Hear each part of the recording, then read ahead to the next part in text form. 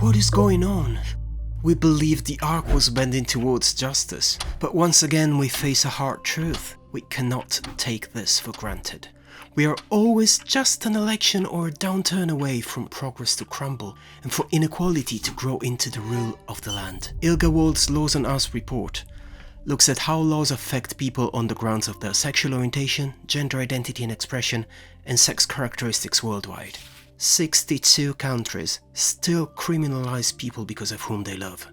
Luckily, many jurisdictions are getting rid of these laws. Dominica, Mauritius, Singapore and the Cook Islands did so between 2023 and 2024, and Venezuela did the same within its military forces. However, much of Africa and some parts of Asia are moving in the opposite direction. Uganda has imposed the death penalty for some forms of consensual same-sex sexual acts. Iraq has criminalized them, and Indonesia may punish violations of decency as of 2026. Several other states are considering to criminalize our communities or to make penalties harsher. Attempts to crush the lives of LGBTI people are coming from every corner.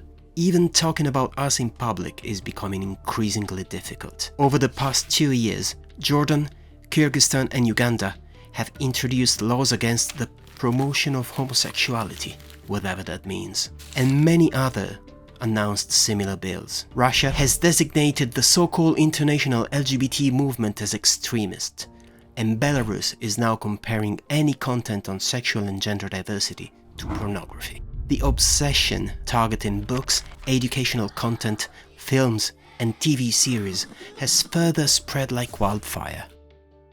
Authorities in UN member states have even continued to seize, ban and order to destroy gadgets in rainbow colors out of fear they could promote homosexuality. In a year like 2024, when half of the global population will head to the election polls, states are trying to restrict the civic space for organizations addressing sexual and gender diversity. Others are buying into the dangerous narratives of the anti-gender movement in their approach to legal gender recognition. Legal progress to protect intersex minors is painfully slow.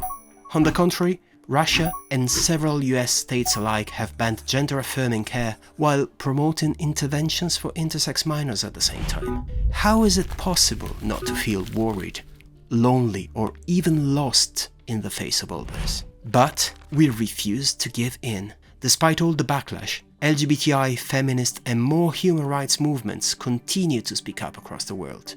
And we are making progress. This is just a glimpse of what happened between January 2023 and April 2024. Chile and Spain, as well as the Australian Capital Territory and the Balearic Island, approved restrictions on non-vital medical interventions on intersex minors. Ecuador, Finland, Germany, New Zealand, Spain and the state of Yucatan in Mexico now allow legal gender recognition based on self-determination, so that people can obtain identity documents that match their gender identity without abusive requirements. And in Japan, Peru, Romania, South Korea, Hong Kong and Taiwan, surgical requirements have been successfully challenged before local courts. The Netherlands amended its constitution to prohibit discrimination based on sexual orientation. Moldova, Spain, Cuba, Bulgaria and Guernsey have new legal protections against discrimination or expanded existing ones. The recognition of our couples and families continues to grow. Marriage equality has now become a reality in Andorra,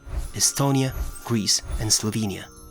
Nepal has issued an interim order to facilitate weddings.